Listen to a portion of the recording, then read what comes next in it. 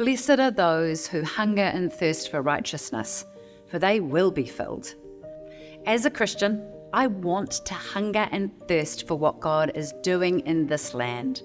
So what does that look like at this moment in our nation's history? There's an important opportunity right now to dive into our shared story so that we know our place to stand and how we can belong wherever our ancestors came from. See, there's a lot of noise around the Treaty of Waitangi. You may have heard opinions in the news or even around the dinner table. But do we actually know what the treaty says? How it's relevant to our faith? Why Māori leaders in the Crown signed it?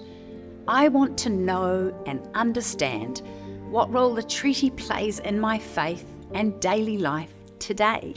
And as Christians, we're shaped by the stories and promises of what God has done throughout history.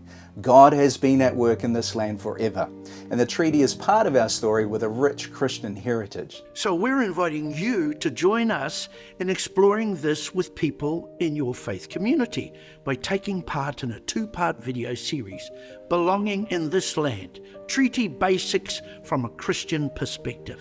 We'll listen to expert presenters, both Māori and non-Māori, to learn what the Treaty of Waitangi says, the context in which the treaty was signed, the influence of Christians in shaping it, and what's the story now.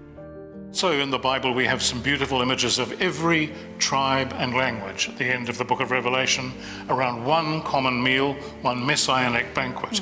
And also for me as a Chinese person, I've always struggled with the question, where do I belong in this conversation? What was the heart of the relationship that birthed Te Tiriti o Waitangi? It is why Te Tiriti o Waitangi was signed by Māori and by missionary. And therefore, what is that legacy for us? What do we inherit?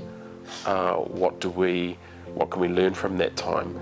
For me, learning about the significant part Christians played in the formation and nurturing of the treaty has helped me to see God's unique work in this land and has brought to life my vision of how the Holy Spirit has always been active here. It has been wonderfully hopeful. For me, discovering more about the ao Māori, the Māori worldview, has been like falling in love with God all over again. It's been incredible. We welcome anyone to come on this journey, no matter your experience, knowledge, or perspective up until now. Whether you know a lot or a little, hey, let's be curious together. So get your church or small group involved by going to treatyandbelonging.nz. Kia ora. Kia ora.